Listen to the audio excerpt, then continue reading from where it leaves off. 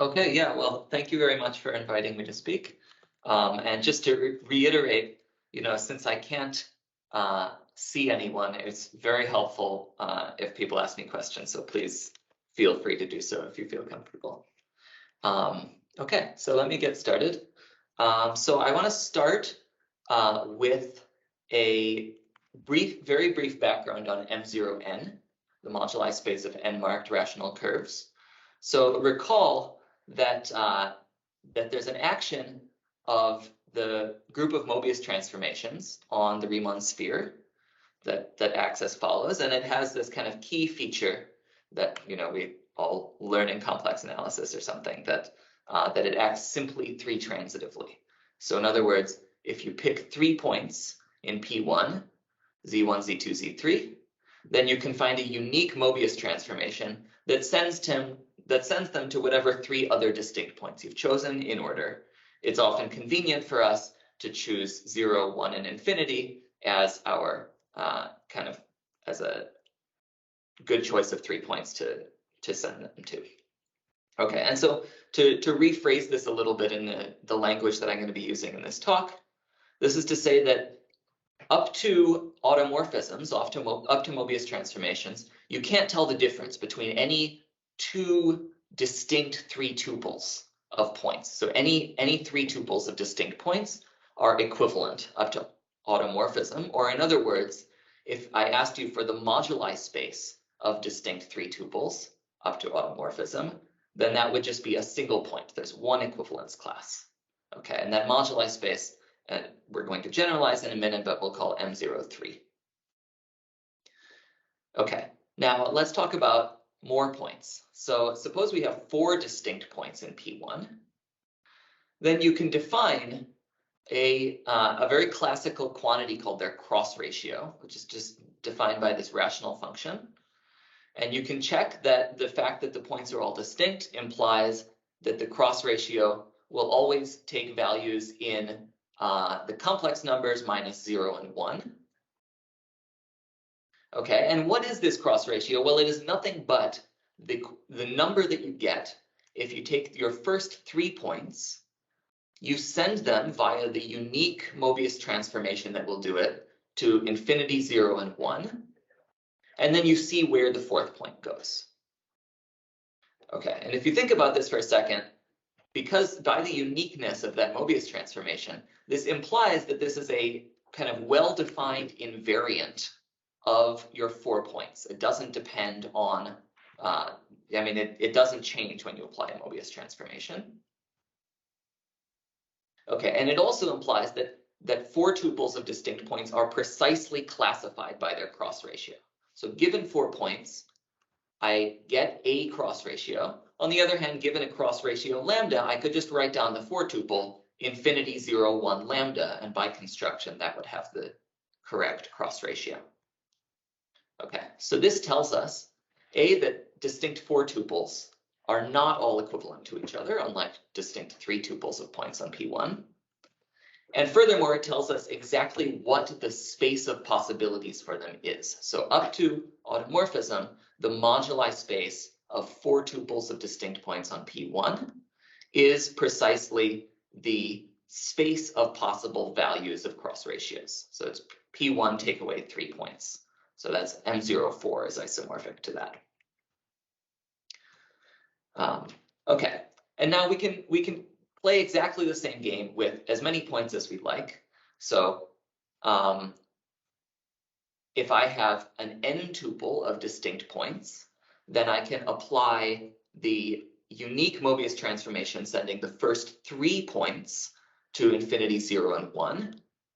And then I can simply record where the others go. And by definition of the cross ratio, they go to cross ratio of 1, 2, 3, 4, cross ratio of 1, 2, 3, 5, ...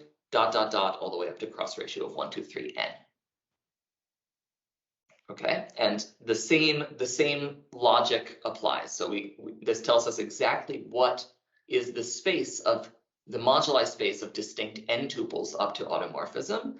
It's the space of all possible values, tuples of values for these n-3 numbers. Okay, and each one of those values lives in P1 minus infinity 0 and 1, the space where cross ratios live.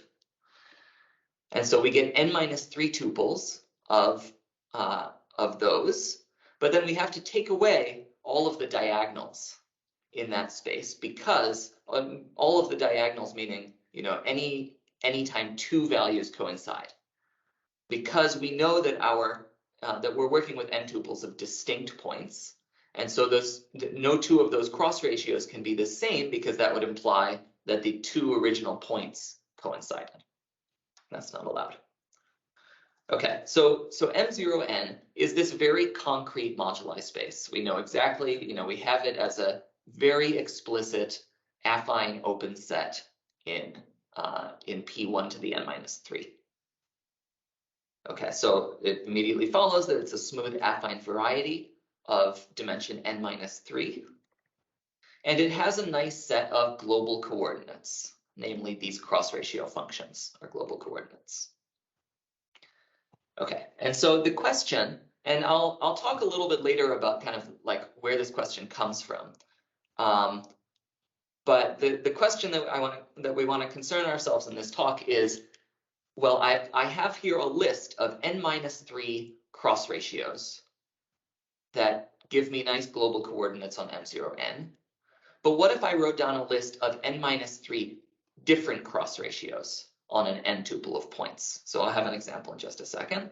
To what extent would those give a different set of coordinates on M0n? Okay, so for example, this will be a running example in the talk. I just wrote down some slightly random cross ratios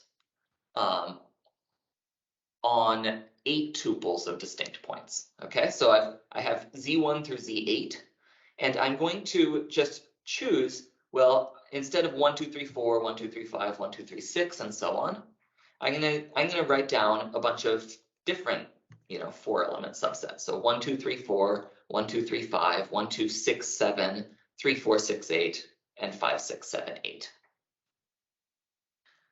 Okay, and I'm going to, so, you know, in my previous case where I had 1, 2, 3, 4, 1, 2, 3, 5, 1, 2, 3, 6, and so on, the fact that those were global coordinates meant that if I choose a value for each of those cross ratios, it uniquely determines my 8 tuple up to automorphism. And so that's what I'm going to do here. Again, I'm going to choose a random complex number value for each of these cross ratios. Okay. And then I now have a set of 5 equations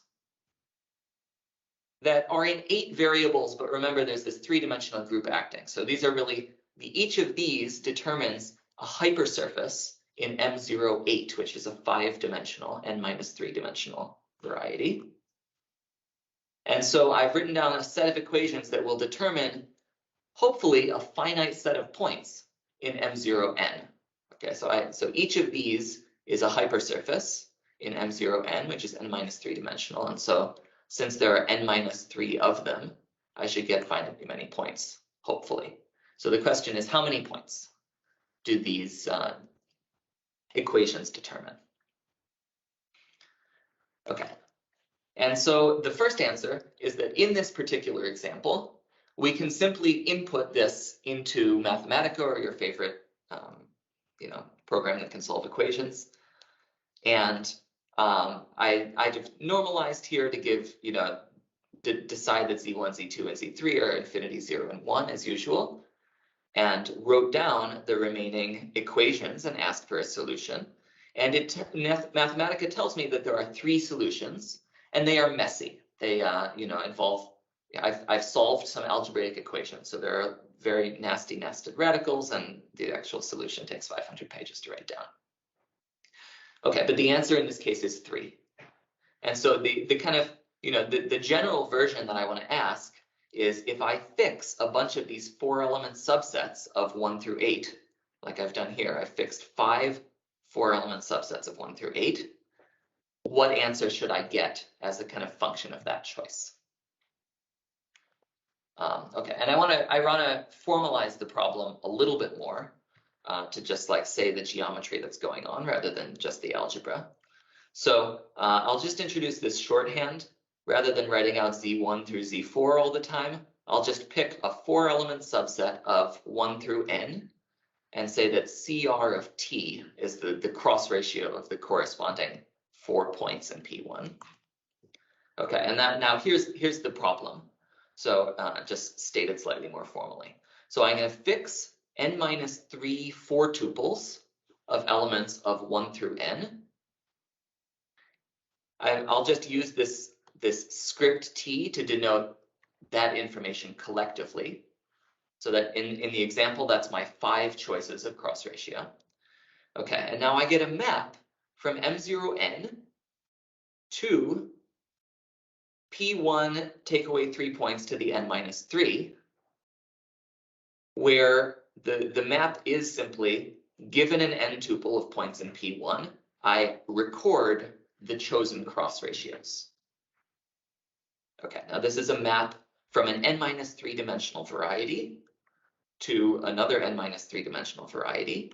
It has a degree. Maybe it's not dominant, in which case the degree would be 0. If it's dominant, then it's some number to 1 generically. And so I want to know what is the degree of this map. So the cardinality of the pre-image of a general point. And that's precisely what I did before. I fixed a general point downstairs. That was my A1 through A5. And I asked for the cardinality of the pre-image, the number of points of M0n that I got from the 5 equations. Okay, so I'm going to call this quantity d sub t, and it depends on my choice of this combinatorial information of my 4 tuples. Okay, that's finite information, and from that finite information, I get a non-negative integer, and I would like to know what is the combinatorial dependence on that information. Okay, and these numbers I'm going to call cross ratio degrees. So I'll start with just like several examples. So there's the one we've seen before. If I chose, this is the choice of 4 tuples that I made before, and we saw that the Mathematica told us that the cross ratio degree was equal to 3. Here's the original one, where I just choose 1, 2, 3, 4, 1, 2, 3, 5, 1, 2, 3, 6. I could go up to 1, 2, 3, n, and I will always get cross ratio degree 1 because I know that those actually give me global coordinates on M0n. So a point is uniquely determined by those cross ratios. Okay, there are also cases where you get a cross ratio degree of 0. So this map is not always dominant. More on that later, but here is an example in M07 where the map is not dominant. Okay, this is kind of the simplest example where you don't get 0 or 1, happens to be in M06, and you get cross ratio degree of 2. That example will also come back a little bit later. And then lastly, just to show that you get not necessarily just really simple numbers, I asked a computer to find an example where the cross ratio degree was 7, and it worked with 10 points. Okay, so maybe before I go on, are there any questions at this point?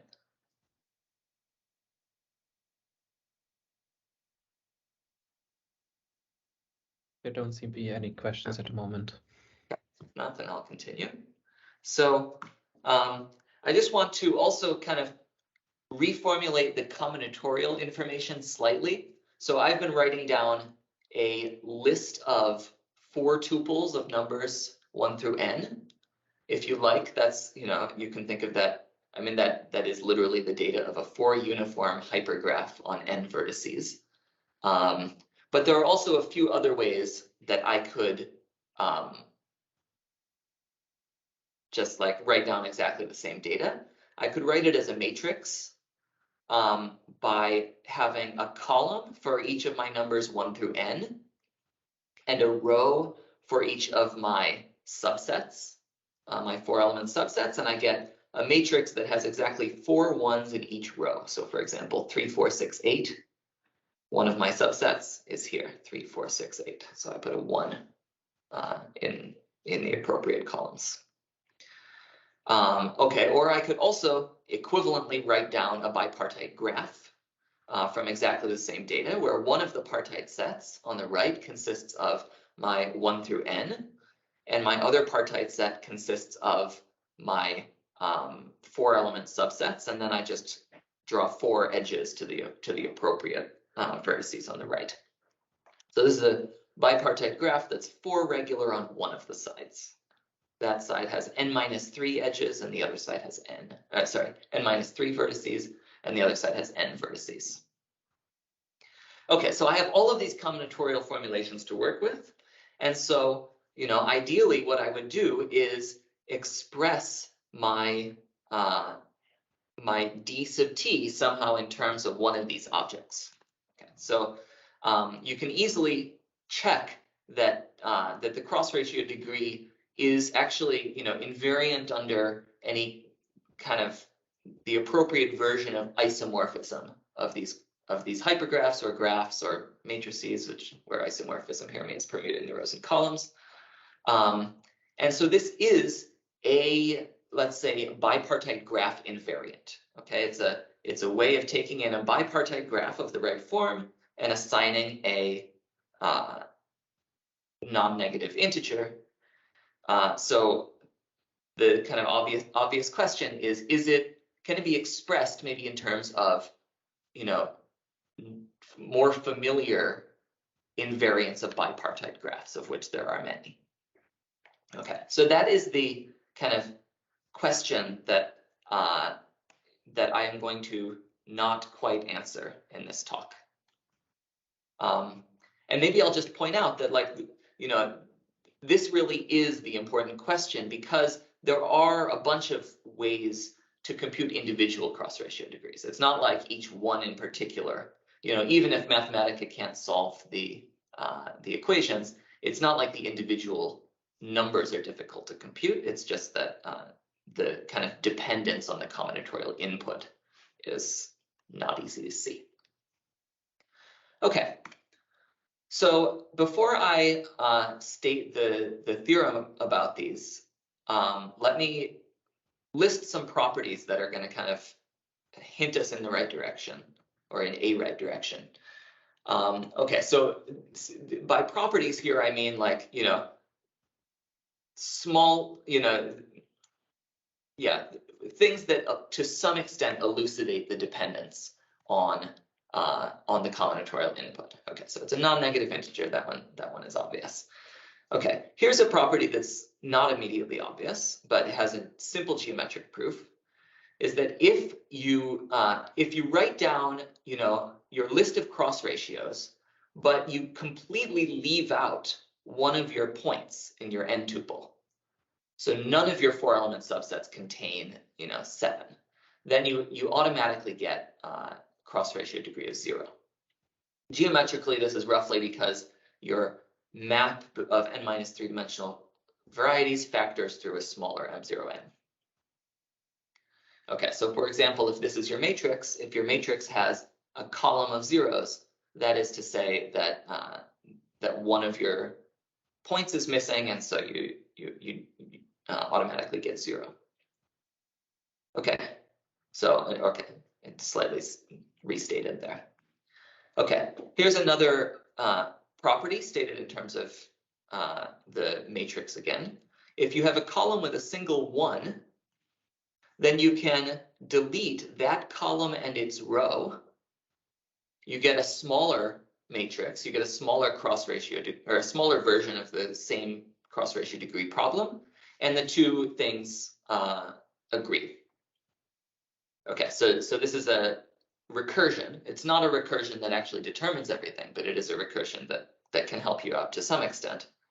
That if you're so lucky as to have a column with a single 1, then you can reduce.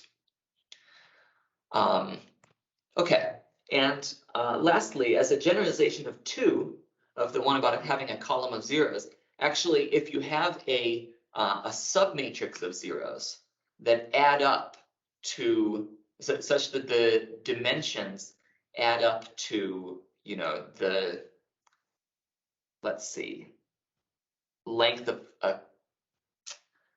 okay, what is it? Such that the sum of the dimensions minus 1 adds up to the length of the column, which is the same, it's a generalization of having a column of zeros. So if you have, in this case, if we had a 4 by 1 submatrix of zeros, but we could also have a 3 by 2 or a 2 by 3 or a 1 by 4, then that would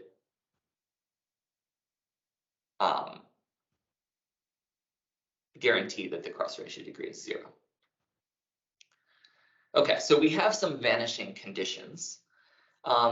These vanishing conditions I want to talk a little bit more about, just because there's a kind of, if we reformulate this in terms of bipartite graphs, then we get something that's kind of interestingly classical.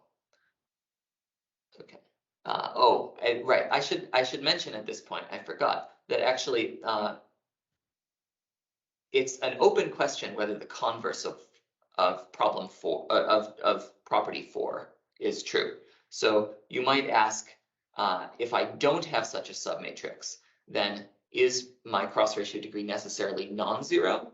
The reason you might ask this is that I've checked, you know, maybe tens of thousands of examples by computer, and it has never failed.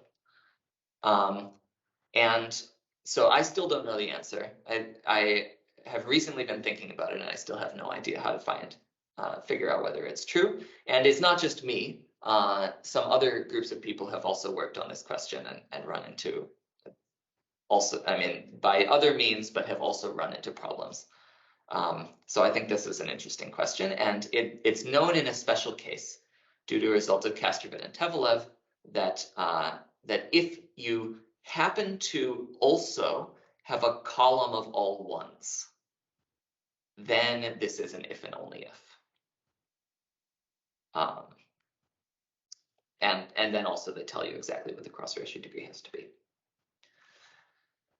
Okay, so right, so now as I mentioned, I want to connect to a kind of classical bit of graph theory. So this last property about not having a submatrix. So I want to tell you the definition of a kind of bipartite graph invariant that maybe doesn't, it's not quite so familiar, which is the surplus. So if I have a bipartite graph, then a classical invariant assigned to it is for each subset of, oh, my slides aren't working. Okay, for each subset of the vertices on the left, I can look at the size of its neighborhood. So here I've got a subset of size 2, and the neighborhood is a subset of the vertices on the right that has size 6. Okay, so I would say, well, for this particular subset, the surplus, namely the difference between those two numbers, is 4. And the surplus of the graph is I take the minimum of this quantity over all non-empty subsets on the right. Okay, so notice that, you know, if I'm constrained to the graphs that I'm thinking about here, each vertex on the left has exactly 4 edges coming out of it. And so from the one element subsets, I get a surplus of 3, 4 minus 1. And so that is an upper bound of the surplus of the graph. But a priori, it might be lower. And so it turns out that actually the surplus of such a graph is exactly 3, is equivalent to having no submatrix of zeros of the size that appeared on the last slide that guaranteed the cross ratio degree to be 0. Okay, so to restate that open question, is the cross ratio degree of this bipartite graph 0 if and only if the surplus is less than 3?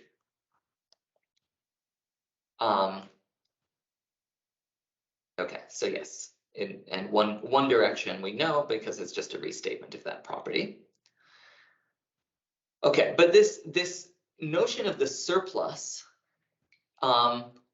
shows up in a slightly different context. Namely, maybe the most classical theorem or like one of the most well-known theorems in graph theory is Hall's theorem on matchings.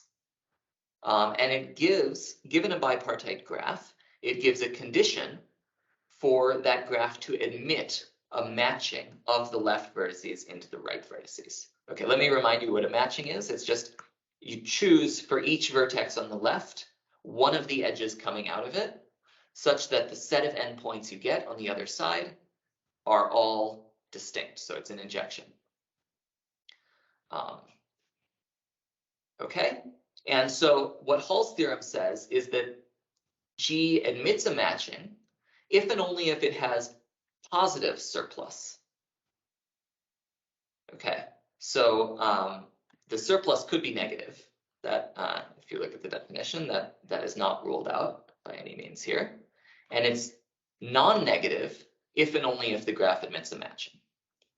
Okay, we, on the other hand, have some other thing we want to know about a bipartite graph that we know is non-zero if and only if the surplus is exactly 3. And so maybe this should just kind of give us a little bit of a hint that the cross ratio degree might have something to do with matchings. Maybe, for example, with counting matchings, right? A bipartite graph admits a matching if and only if Hall's condition is satisfied, but it might admit many matchings. And so you might ask how many. Okay, and this is exactly the flavor of the theorem that I want to state. So just for a tiny bit of notation first, if I have a bipartite graph like this, then I can choose 3 vertices on the right side, so 6, 7, and 8, for example, and I could delete them. And now I would get a bipartite graph with 5 vertices on each side that I'm going to denote like this. My graph take away those 3 vertices. Okay, and the theorem then is as follows. So for any choice of 3 vertices, I count the number of matchings of the resulting graph, and then that number gives me an upper bound for the cross ratio degree. Okay, so I have this purely combinatorial upper bound for the number of solutions to this set of algebraic equations. Okay. So, right. So a few things to note about this theorem. One is I've just produced lots and lots of different upper bounds. I could just take their minimum. So maybe I'll define this quantity M, the actual upper bound I get, to be the minimum over all choices of 3 points to remove of the number of perfect matchings of the resulting graph. And let me just point out, I said perfect matchings here because once I've removed 3 elements from the right side, now I've got n minus 3 in each partite set. And so I'm actually like matching them up in bijection. Also, as it turns out, if you take a graph with surplus, I mean, it's very easy to check that if you take a graph with a bipartite graph with some surplus and you remove a vertex on the right side, then the surplus decreases by at most 1. So Hall's theorem implies that after removing this 3 tuple of elements, I still have surplus non-negative. I started off with surplus 3. My surplus is still at least 0.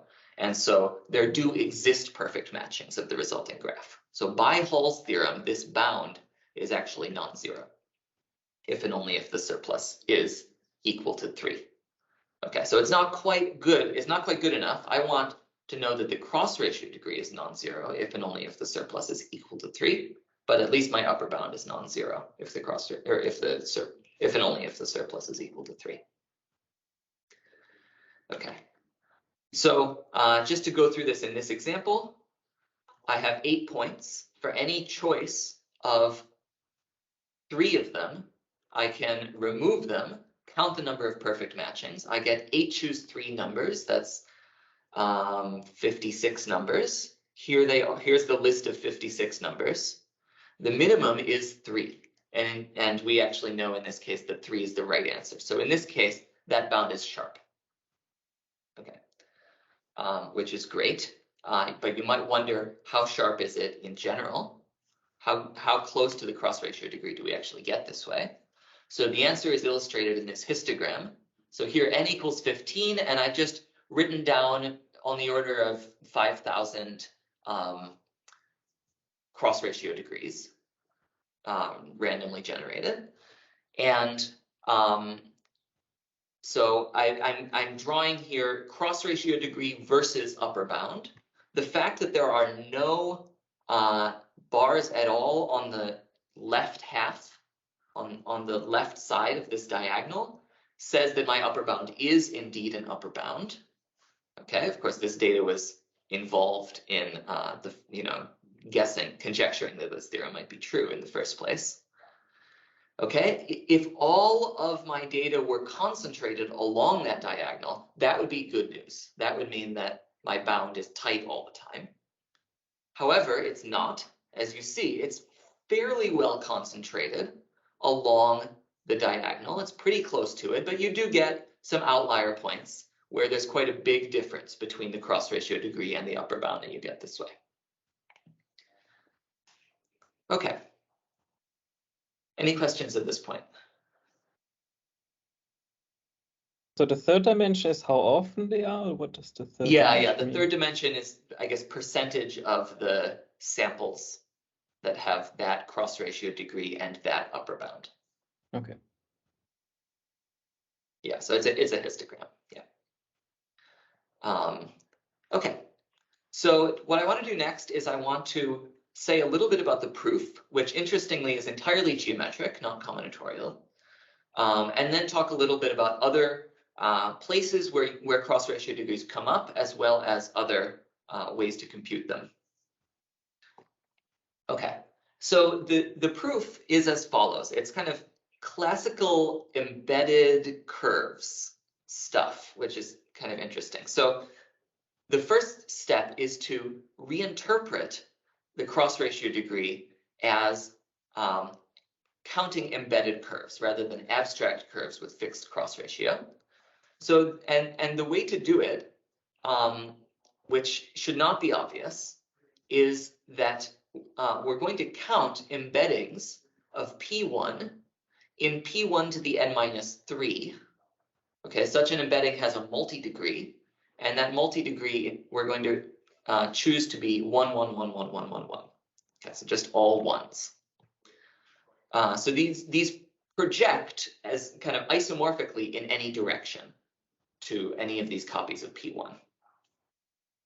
Okay, so there's a moduli space of such curves, of such embedded curves, where actually just, I mean, as a technical point, I'm modding out by automorphism on the source curve. There's a moduli space of such curves, and which I'll say more about in a second.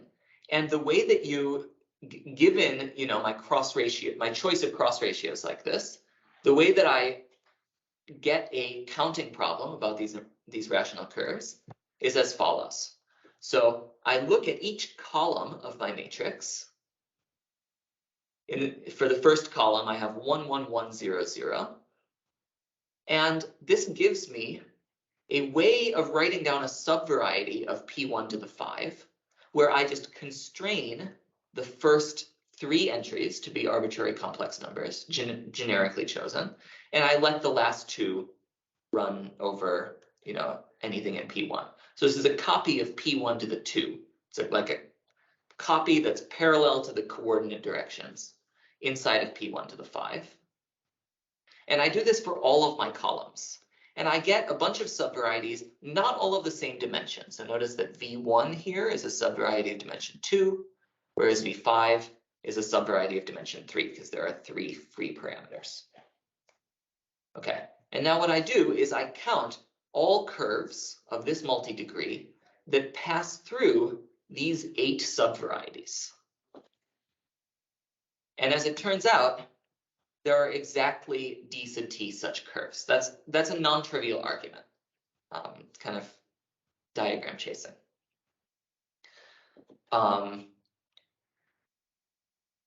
Okay, so I've kind of recast my problem. In fact, I've recast it as a Gromov-Witten invariant. So this is, Gromov-Witten invariants are precisely designed to measure these sorts of things, counting embedded curves of a fixed degree and genus passing through a set of fixed subvarieties.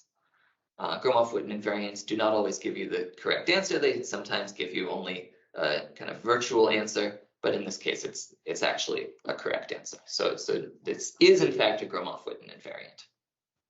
If you don't know what Gromov-Witten invariants are, then just ignore what I said.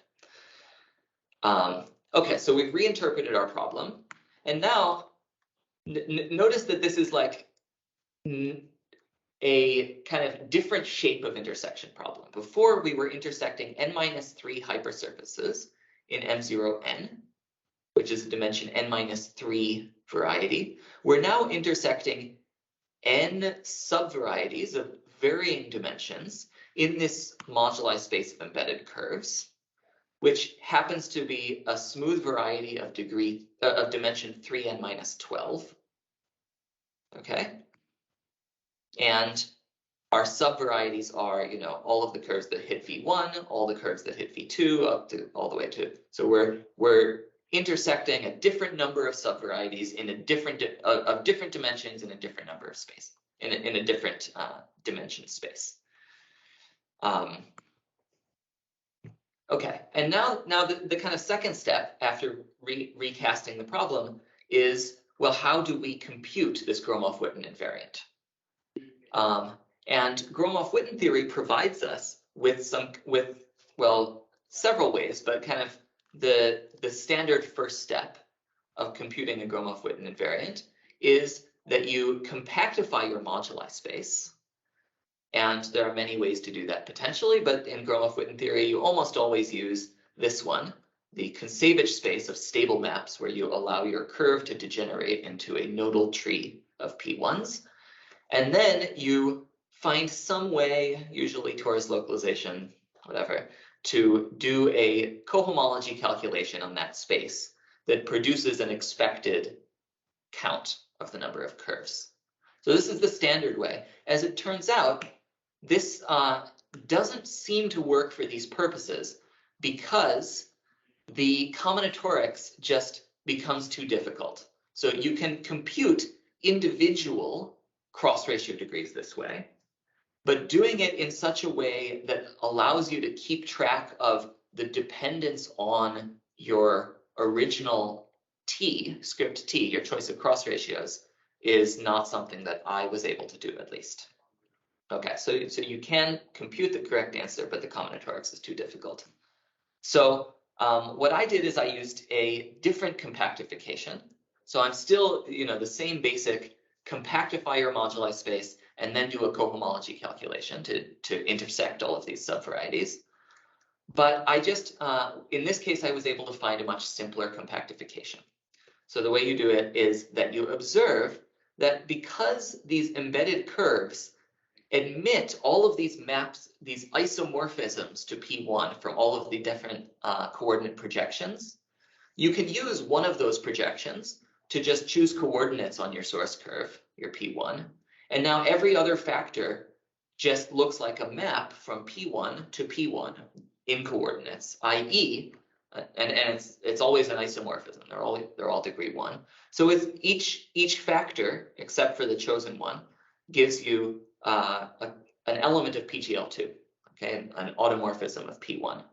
And so our moduli space is none other than a choice of n-4 automorphisms of P1. And the kind of naive way to compactify this, well, PGL2C lives inside of P3, and so let's just compactify it with P3. This is not so geometric as the Consavic space because, we no longer have an interpretation once if we're looking at 2x2 matrices of rank less than 2, we no longer have a kind of modular interpretation. On the other hand, this compactification is now just incredibly simple. It's just P3 to the n minus 4. We can write it down its cohomology perfectly explicitly and calculate the actual product there. So we're now doing an intersection calculation in the cohomology of this space. And so all we have to do for that, which is kind of, you know, the main work of the proof now, is to, for each of those subvarieties of the moduli space that I'm trying to intersect, I just have to find its class, or the class of its Zariski closure in this space, find the cohomology class, and then multiply them all together. Okay. Now, so as I said, this combinatorially is much, much easier. However, it does have a downside, which is it doesn't give me necessarily the correct answer. So as it turns out, when you compute this intersection product in cohomology, then depending on which choices you made earlier about how to choose coordinates, what you get is precisely the number of perfect matchings of your original bipartite graph, take away some choice of 3 vertices that depends on your chosen isomorphism. Okay. On the other hand, we know that that's not actually going to be equal to dt. It's just going to be an upper bound. So that's the third part of the proof, is what is this actually telling us? So why does it give us an upper bound rather than, you know, the right answer, or something that is related in some more complicated way to the right answer?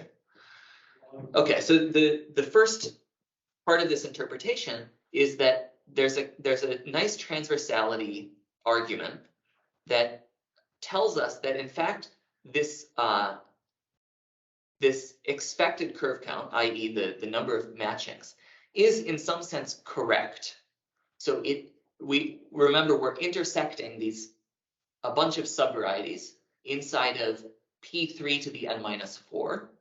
And this transversality argument tells us that those subvarieties do in fact intersect in the number of points equal to the product. So in other words, they do intersect in this number of points, the number of matchings. Okay, however, some of those intersection points might not be in the part of the space that we actually care about, but might be forced to lie in the boundary. So this is, you know, at first slightly counterintuitive maybe, because there was some kind of genericity of these subvarieties that we were choosing, but not quite enough genericity. So you can write down very explicit examples in which, even though, you know, we're counting curves that pass through these n varieties, and those ones we have some freedom to move around. Nonetheless, when you actually look at the subvarieties of P3 to the n minus 4 that we're intersecting, we don't have as much freedom to move those around. And so, so no matter how we choose them, some of the intersection points may be forced to occur in the boundary.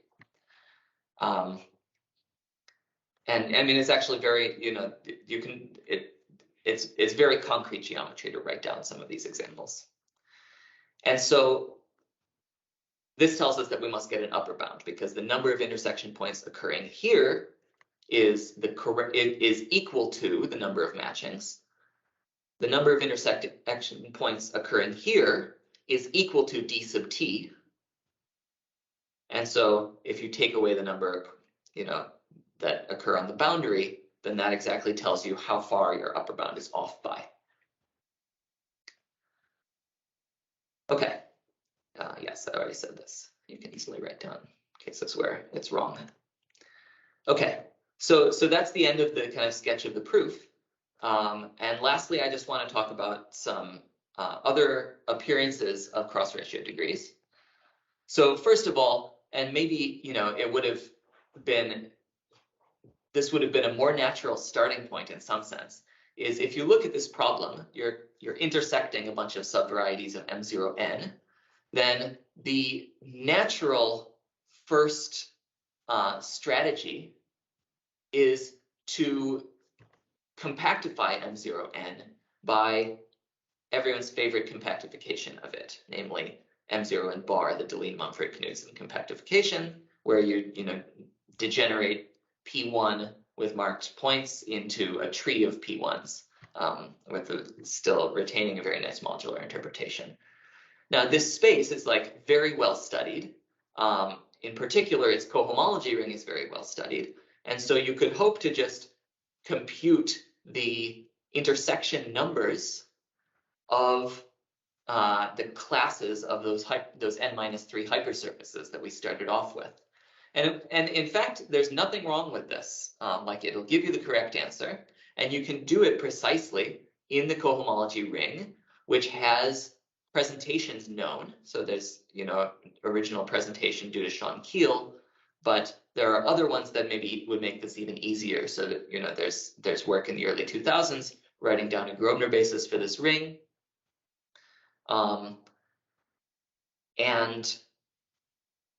with a particular set of generators.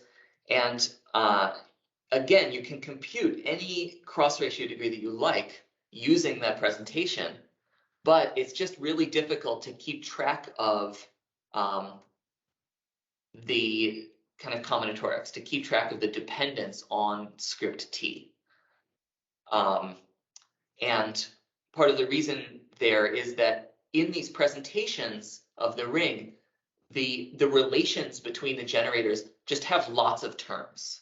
It'll be like, if you want to write down a relation, there will be a step that involves all the ways of partitioning a subset into two pieces that satisfy some properties. So you just get these huge numbers of terms in the things that you're trying to multiply. And then, how do you keep track of the combinatorics when you're multiplying two polynomials, each of which has,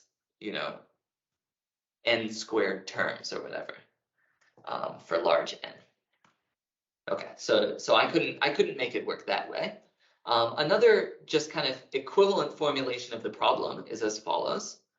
So M0 and bar admits a natural embedding where you just write down all of the cross ratios. So there are n choose 4 different cross ratios up to ordering, which doesn't, it only affects the cross ratio in a very predictable way. So we get a natural embedding of M0 and bar into P1 to the n choose 4. And this embedding, its image has a multi-degree inside of the cohomology ring of this space. That multi-degree, if you write it out in terms of the natural basis for a cohomology, is precisely the coefficients are the cross ratio degrees. This kind of by definition.